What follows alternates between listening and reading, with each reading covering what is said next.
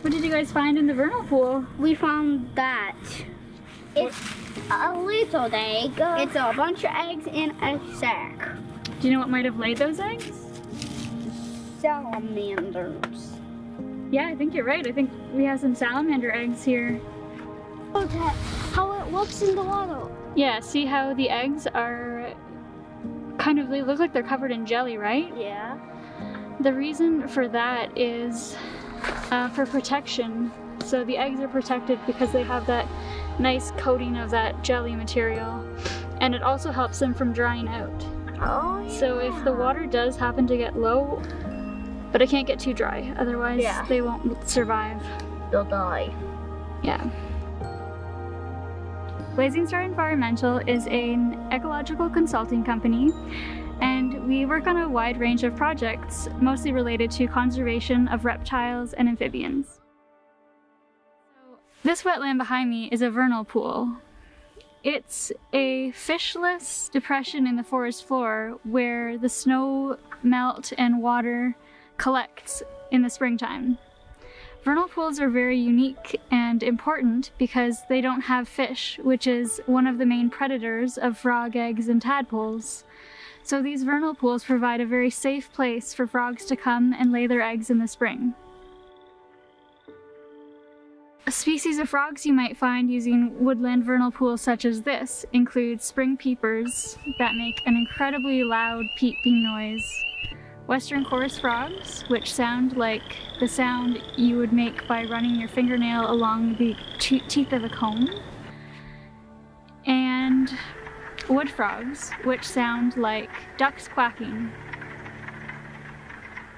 Vernal pools are very sensitive features, and they need to be protected because they're essential for frog and salamander breeding.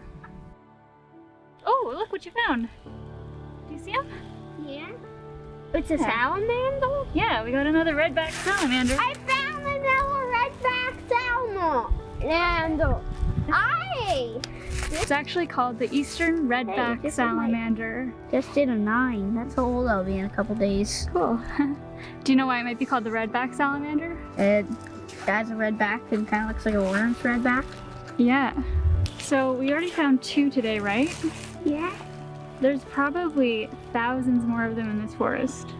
Alone? Yeah, because they are so abundant. There's so many of them. They're very common, and there's usually a lot. They're just under the ground and hiding under things. But if you took all of the salamanders in this forest and weighed them, put them on a scale, they would weigh more than all the other animals in this forest combined. Oh my god! Yeah, there's just so many of them. So when we're ready to put him back, we want to make sure that we just put the salamander right beside, and he'll just find his own way in. Boy, we don't want to put the log on top of him. Hello. And yep, he's already back home, safe and sound.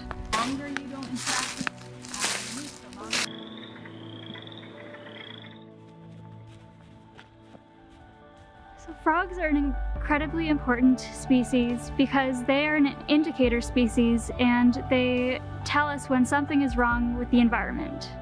So because they have such thin skin, and they actually breathe through their skin, they're very sensitive to changes in the environment, including pollution. So if we notice that frog populations are declining, it's a really good indicator that something is wrong and we need to do something to protect the species and the environment. They help us control our insect populations, including mosquitoes, while also providing food for other animals above them in the food chain.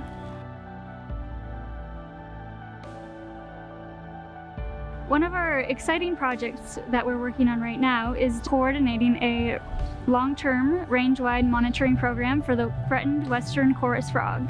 This western chorus frog program is a citizen science project that allows us to map the distribution of the western chorus frog in Ontario. We're looking for volunteers to conduct these surveys across the range. So if you enjoy listening to the sounds of frogs and want to help protect this species, you might be a great participant for this program. Citizen science is incredibly useful for this project, as it's very important for us to understand where the frogs are currently living, so that we can take that information and compare it to the future trends and see whether the population is increasing or decreasing. And if it's decreasing, we can look into why that is happening and help protect these threatened species.